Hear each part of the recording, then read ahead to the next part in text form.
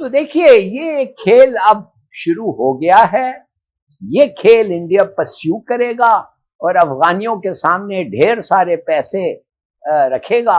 और अब देखना ये चाहिए, हमने तो कहा है कि जब तक कश्मीर का जो स्टेप्स वापस ना लो तो कोई किस्म का कोऑपरेशन और एक्सेस इंडिया को हम नहीं दे सकते। वेल देखे, ये भी एक किस्म का प्रेशर होगा जिस पे हमारे पे होगा ये। अच्छा, फिर इसमें हमारी पॉलिसी क्या होनी चाहिए? हम अपने कार्ड्स कैसे प्ले करें?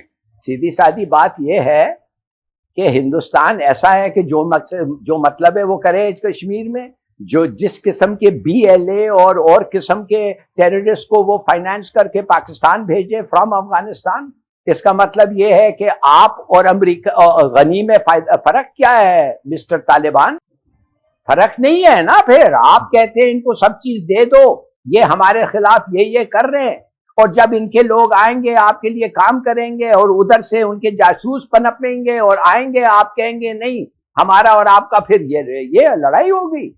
आप कहेंगे नहीं नहीं नहीं ये आयरन और फैक्ट्री में काम कर रहे हैं। क्या ये ऐसा हो सकता है? You better make up your mind. हम तो किसी सूरत में इनको एक्सेस नहीं देंगे जब तक इन्होंने जो इलीगैलिटीज किया है कश्मीर में उसको वापस ना ले। This is stated policy. तो माफ करिए, मैं देख रहा हूं ऑलरेडी। देखिए 10-12 दिन तो हो गए हैं ना, 4-5 पाकिस्तानी जवान अफसर मारे गए हैं, अफगानिस्तान से अटैक हुए हैं, अफगानिस्तान से स्नाइपिंग हुई है, अभी जो 2 लोग मरे हैं कल। तो इसका माने क्या? अच्छा, लोग कहते हैं नहीं नहीं इनको वक्त दे, इनका अभी तक कंट्रोल नहीं हो रहा। मैं कह रहा हूं वो एरियाज तो हर वक्त तालिबान के कंट्रोल में थे, वो एरियाज गवर्नमेंट के कंट्रोल में पहले भी नहीं थे। तो उस वक्त क्यों नहीं इन्होंने कुछ कहा?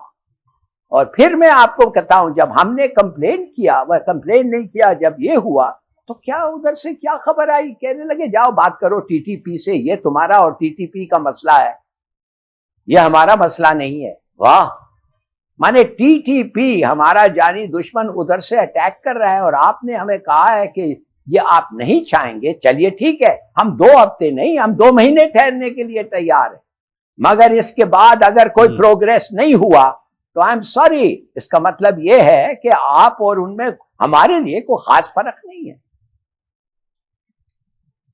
बड़ी जबरदस्त बात है आपकी। अलीना, व्हाट डू यू से? आपके पास क्या इत्तलात है? Because you have been monitoring all this situation as well. Taliban जो है वो आने वाले दिनों में देखते हैं कि क्या होगा क्या नहीं होगा, लेकिन अभी ये जो खबरें आ रही थी वो ये आ रही थी कि उनकी अबूरी हुकूमत तो बन गई है। अब अबूरी हुकूमत में उन्होंने जो जिम्मेदारियां दी हैं वो अपने मेन लोगों को ही दी हैं। तो हम जो बात करते हैं एक मखलूत हुकूमत के हवाले से, वो तो हमें फिलहाल कहीं नजर नहीं आ रही। तो मैं चाहूंगी कि जफर हलाली साहब अगर इस पर कॉमेंट करना चाहें तो प्लीज। कि अब तालिबान ने फैसला कर लिया है कि अफगानिस्तान पे ये डेमोक्रेसी कुछ नहीं चलेगा, ये कोई ईरानियन स्टाइल गवर्नमेंट चलेगा जिसमें उनका एमीर जो है, जो सरबराह है, वो सुप्रीम लीडर होगा और उसके नीचे काउंसिल, पार्लियामेंट, मजलिस, जो भी आप करते हैं, जिरगा जो भी होगा, मगर उसका जो वोट होगा, उसका जो फैसला होगा, it will be the decision. जैसे इस वक्त ईरान में है, अथॉरिटेरियन स्टेट होगा, कोई डेमोक्रेसी नहीं होगा। और इसलिए मैं तो आई सपोर्ट देम, इसलिए कि क्या डेमोक्रेसी होगा? डेमोक्रेसी क्या इधर चल गया है, क्या हिंदुस्तान में चल रहा है? इस वक्त हिंदुस्तान में 50% लोग जो बैठे हुए हैं उनके खिलाफ पार्लियामेंट में, उनके खिलाफ क्रिमिनल चार्जेस हैं। देखिए वो सब बातें अलग है, वो हमारा मसला नहीं है, वो है मसला अफगानियों का, जिस किस्म का सिस्टम वो अडॉप्ट कर रहे हैं। मगर एक बात हमारा सिर्फ है और वो रहेगा कि हमारे जमीन पे उधर से कोई अगर अटैक हो और अगर उस अटैक आप कंट्रोल ना कर पाए, 2 महीने बाद, 3 महीने बाद, कुछ लोग हैं जो 6 महीने देना चाहते हैं, दे दें आप उनको, मगर a time has to come कि वो स्टॉप होना चाहिए उनकी मदद से। नहीं तो मैं कहता हूं अभी कोई फर्क नहीं पड़ा है उनमें या गनी में। बड़ी आपने ये इंपॉर्टेंट बात कही है, क्योंकि जो मैं भी देख रहा था, जो लिस्ट आ रही है जिसमें लोगों को जो बनाया जा रहा है, दिए जा रहे हैं, उसमें वजारत दाखिला जो है वो सराजुद्दीन हक्कानी साहब को दिए जाने का इम्कान है। और हक्कानी नेटवर्क समझा ये जाता है कि पाकिस्तान के हवाले से उनके जो नज़रियात हैं वो खासे नरम हैं। तो अगर वजारत दाखिला जो अंदरूनी सिक्योरिटी की जिम्मेदार होगी, इंटेलिजेंस को देखेगी, उस पर अगर कोई ऐसा शख्स है जो पाकिस्तान के हवाले से जिसके मामलात बेहतर हैं, तो वो हमारे लिए तो अच्छी खबर नहीं है ये फिर हिलाली साहब। वेरी गुड पॉइंट समीर साहब, बड़ा अच्छा पॉइंट आपने रेज किया और मैं खुश हूं कि हक्कानी है और कहा जाता है कि हक्कानी और हमारे साथ बेहतर ताल्लुकात है, हक्कानी नेटवर्क के साथ। ये एक Haqqani, weather he is the man responsible, पता नहीं, लगता ऐसा है। तो अगर वो बात करेगा टीटीपी से ना, वो टीटीपी से बात करके कहेगा इट डज नॉट सूट अस, अफगानिस्तान को सूट नहीं करता है इस वक्त के तुम पाकिस्तान पे जाके करो तो मत करो, ठीक है, मगर वो फिर भी करेंगे। और अगर उन्होंने फिर कह दिया जब ये हो रहा है कि ये टीटीपी नहीं है, ये दाइश है, वो हमारे भी दुश्मन है, फिर आप क्या कहेंगे? हाँ समीर साहब, फिर आपका क्या जवाब होगा? हम कहेंगे दाइश को रोको, वो कहेंगे नहीं वो तो बड़ा मुश्किल है जी, देखिए वो तो दाइश है, आपको पता है वो हमारे भी दुश्मन है। ये कब तक चलेगा ऐसा यार? तो ठीक है, तो जॉइंट पेट्रोलिंग सही है आपकी बात। तो चलो आओ हमारे साथ। अमेरिका तो समझता है चीनी जो तुर्किस्तान, ये ईस्ट तुर्किस्तान मूवमेंट के चीनी जो हैं वो अपने हक खुद इरादियत के लिए लड़ रहे हैं, वो तो अपने मजहब की फ्रीडम के लिए लड़ रहे हैं। और चाइना जो है ये ऑप्रेसिव और सप्रेसिव अथॉरिटी है, तो उनको ये तो टेररिस्ट ऑर्गेनाइजेशन नहीं है, ये लिबरेशन फोर्स है। तो ये बुनियाद है चीनियों और अमेरिकनों का, I mean one of the fundamental pillars. इनके डिफरेंसेस किधर हैं? तो मेरे ख्याल में अनएक्सपेक्टेड नहीं था, रूस ने बड़ा सही सपोर्ट दिया है चीन को, और आप देखेंगे इस पूरे प्रोसेस में हमारा जो स्टांस होगा वो चीन और रूस के तरह होगा, not the American NATO stance. और ये भी एक पोटेंशियल रिफ्ट का एक बहुत बड़ा सबब होगा।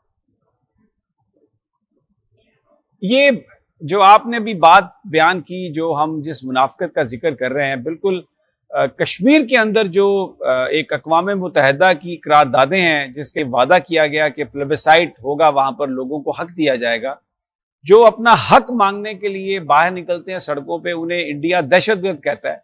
और अमेरिका दहशतगर्दी की इस तारीफ से इंडिया के साथ मुत्तफिक है। तो ये भी इसी तरह की हिपोक्रेसी है जो हम देखते हैं अमेरिका और भारत की कश्मीर के हवाले से, कि पाकिस्तान ये बात किसी भी सूरत लाइक नहीं करेगा, पसंद नहीं करेगा कि अफ़गानिस्तान के जिस तरह अशरफ गनी की हुकूमत के ताल्लुकात थे भारत से, उसी तरीके से जो नए तालिबान की हुकूमत बने उनके भी ताल्लुकात वैसे ही अच्छे हो जाए। उस सूरत में आप जानते हैं ये नहीं हो सकता कि दोनों मुल्कों से अच्छे ताल्लुकात रहे वहाँ के, किसी एक के अच्छे होंगे और किसी एक के बुरे होंगे। तो पाकिस्तान ये जानता है कि अगर ताल्लुकात भारत से अच्छे हो गए तो फिर पाकिस्तान के से ताल्लुकात जो हैं ख़राब इसलिए हो जाएंगे कि वहाँ से जो है वही जो शिकायत एक रहती है कि दहशतगर्दी आएगी और फिर वही सब कुछ होगा और तालिबान की हुकूमत इंडिया के कंट्रोल में चली जाएगी, क्योंकि वहाँ पर बहुत बड़ी डेवलपमेंट्स उन्होंने की हैं। लेकिन इसके बारे में एक और चीज़ भी कही जा सकती है, जो कि बात की जा रही है कि कहीं ऐसा तो नहीं है कि पाकिस्तान ने ही कहा है तालिबान को कि आप जिस तरह बाकी लोगों से कहा जा रहा है, ये उनको ये बात कही जा रही है कि इंक्लूसिव गवर्नमेंट की बात की जाए और पूरी दुनिया से जो है ताल्लुकात इस वक्त, क्योंकि हरी में सबसे ज़्यादा कंट्रीज़ जो लग रहे हैं तालिबान को एक्सेप्ट करने के लिए वो पाकिस्तान, रशिया और चाइना है। इसमें एक और बड़ी बात वो ये कि जहाँ प्रेसिडेंट जो बाइडन जो है उन्होंने ये कहा, ये नहीं कहा कि हमसे गलती हो गई या ये हमने सोचा नहीं था, नहीं, उन्होंने पूरा सपोर्ट किया अपने इस फैसले को, उन्होंने इस जिम्मेदारी भी ली है। उन्होंने कहा दिस इज़ माई रिस्पॉन्सिबिलिटी, अभी भी मेरी जिम्मेदारी है ये विड्रॉल का होना और इसके बाद भी मैं ही जिम्मेदारी लूँगा। उन्होंने कहा पेंटागन के उसके खिलाफ जाकर उन्होंने जो है ये बात की है।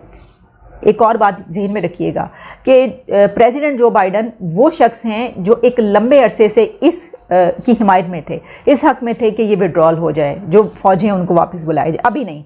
वो काफ़ी अरसे से पहले भी उनकी यही एक स्टैंड रहता था। तो उन्होंने अभी भी ये कहा कि हम इसके ऊपर कायम हैं। अलबत्ता एक चीज़ उन्होंने ये कही कि हमें इस चीज़ का बड़ा मुझे वो है कि हम नहीं समझते थे कि जो अफ़गान फोर्सेस हैं वो उनसे लड़ाई नहीं कर पाएंगी और हार जाएंगी। तो मेरा ख्याल है कि ये भी गलत है, उनको इस चीज़ की मुकम्मल अंडरस्टैंडिंग थी। ये था कि चलो थोड़ा बहुत लड़ लेंगे, लेकिन ऐसा नहीं है। मिस कैलकुलेशन मेरे नज़दीक इतनी बड़ी मिस कैलकुलेशन हो नहीं।